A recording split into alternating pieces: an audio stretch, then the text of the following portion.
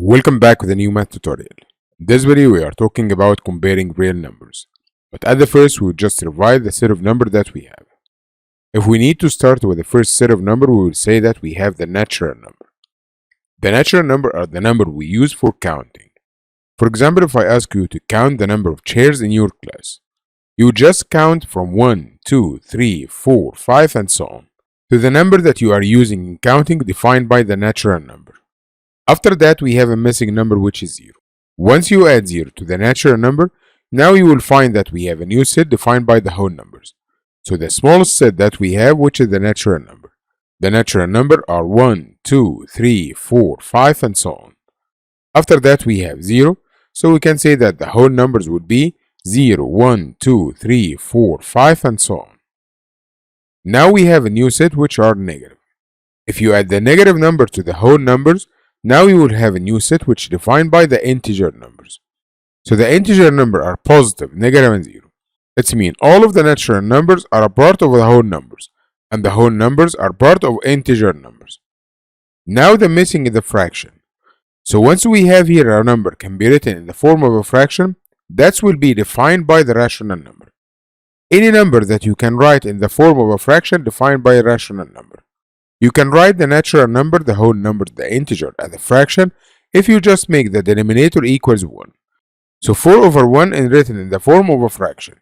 So we can say that 4 is a rational number. 0 over 1 is written in the form of a fraction. So we can say that will be a rational number. So if you can write the number in the form of a fraction, this number will be a rational number. Once we have a number can be written in the form of a fraction, also we have a number that cannot be written as a fraction.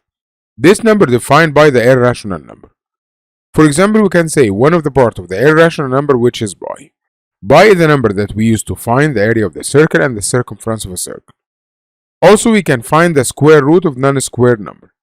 Any non-squared number, if you need to find its square root, you will find that the answer will be written in the form of a decimal. Once you try to convert to be a fraction, you will not be able to write this number as a fraction. So the number that cannot be written as a fraction will be a rational number. So now we have a new sets, the rational and the irrational. Once you combine both of them together, you will find that we have a new set which is defined by the real number. So the real number is a set of numbers which contain all of the number that we know. Again, we will start from the natural number will be the smallest set. After that we have the whole numbers. After that we have the integers, the rational number and the irrational number. After all of that, the rational and the irrational combine together to form the set of real numbers. The first problem that we have, we need to name all of the sets of the numbers which all of the real number belongs. We have here 0.2525, it means we have 0.25 repeated. Once we have a repeated number, it means this number will be a rational number. Once this number is rational number, so it will be a real number. Negative the square root of 7. Now ignore negative, just look at root 7. Once we have here 7 is non-squared number, so we can find its square root. Once we can find its square root, so it will be a rational number. Any irrational number will be a real number. So Q for rational number and R for the real numbers. The square root of 36. To find the square root of 36, the answer now will be equal to 6. 6 is one of the numbers that we use for counting. Start from the smallest set. We can write 6 for the natural number. Once we can write it as a natural number, so it will be one of the whole numbers. If that's one of the whole number, it will be for the integers. N for the natural, W for the whole numbers, Z for the integers. Once this number is an integer, so it will be a rational number. Once we have here the number is rational number, so it will be real numbers. So again, to solve this question, at the first write the answer in the simplest form. The square root of 36 equal to 6. Start from the smallest set that we have, which is natural number. 6 is used for counting, so 6 belongs to the natural number. Once we have here a number belongs to the natural number, so it will be whole numbers, and that will be integers, that will be rational number, and that will be real numbers. The square root of 10.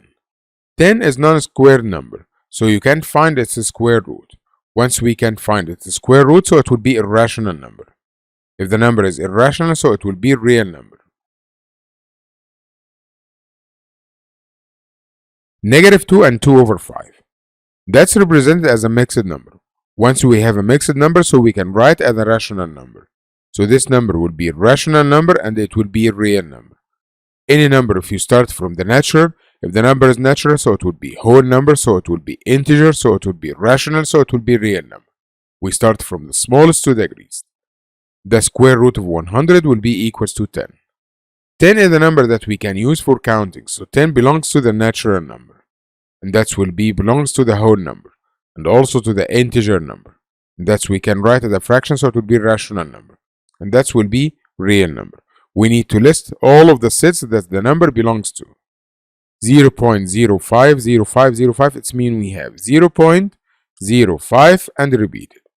Once we have a repeated number, so this number will be a rational number. Since the number is rational, so it will be a real number. Negative the square root of 64. Ignore the negative now and just look at 64. 64 is one of the square numbers, so we can find its square root, which is 8. So negative the square root of 64 equals to negative 8. Once we have here negative number, it means this number is not natural. And the negative is not belongs to the whole number. The first set that we can say negative 8 is belongs to it, which is integer numbers. After that we have here the rational number and the real number. Start from the smallest to the greatest. In this part of the lesson we just need to compare. So we need to compare between root 7, 2 and 2 over 3. Once we have a rational number and rational number, we can compare between them directly. We need to convert both of them to be decimal. By using calculator, we will find that the square root of 7 approximately equals 2.6. By using calculator 2 and 2 over 3, you will find that we have 2.6 repeated. Now if you need to compare between them, 2.6 repeated, it means we just repeat 6 infinite number of times. And now we have here 2 and 2 over 3 is more than root 7. 15.7%. Any number in percent form, it means we just divide this number by 100. So 15.7 divided by 100, the answer will be 0.157. The square root of 0.02, by using calculator, we'll find that the answer will be 0.141. 157 is greater than 141. Now we have the square root of 11, 3 and 1 over 3.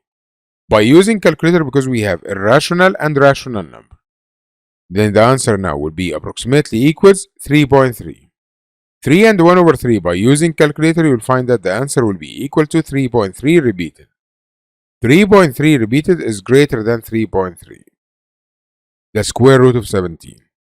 By using calculator, because we have a rational number, so it will be 4.123. And the 4.03, that will be one of the rational number. Now we have 3 digits and 2 digits, just put 0. So if you need to compare now, you will find that 4.123 is greater than 4.030. In this problem, we need to arrange. We need to arrange from the least to the greatest. We have a number here which is rational and irrational number. The easiest form that we can compare between them, we can convert all of them to be decimal. You can find the square root of 30 by using calculator. You will find that the answer is approximately equals 5.48. 6 is rational number, just write it as 6. 5 and 4 over 5, by using calculator, you'll find that the answer will be 5.8.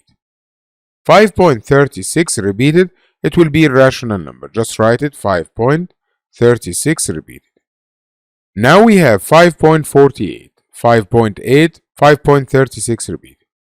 If you look at the number that we have 2 digits, 1 digit, and 2 digits. So just we add 1 digit. So we need to compare. 36 is smaller than 48. So 36 will be the first number. Then after that 48. And the last one will be equals to 80. And the 6 will be the greatest number. So the order now will be the first number that we have, which is 5.36 repeated. The next number, which is 5.48, that will be for the square root of 30. After that, 5.80, which is 5 and 4 over 5. The last one will be equal to 6. In question number 32, by the same way, we have the square root of 5, the square root of 6, 2.5, 2.55, and 7 over 3. Now we have a rational number, so by using calculator, you'll find that the answer is approximately equals 2.24. The square root of 6 will be equals 2.45. Now we have 2.5. Once we have 1 digit, so we just add 1 0. The next one will be equals 2.55. After that we have 7 over 3 which equals 2.3 repeated. Now we need to arrange all of the whole number that we have, which is 2, and all of the decimal that we have 2 digits because we have 3 is repeated, we will add one more 3. Now we need to arrange from the least to the greatest. The smallest number, which is 24. The next one will be equal to 33. After that we have 45. The next one will be equals to 50. And the last one will be equals to 55. So now we can write the order. The first one will be equals to 2.24, which is the square root of 5. The next one, which is 2.3 repeat, that's 47 over 3. After that we have the square root of 6. After that we have 2.45, which is the square root of 6. The next one 2.50, which is 2.5. And the last one, which is 2.55. And that's how can we arrange and order the real numbers.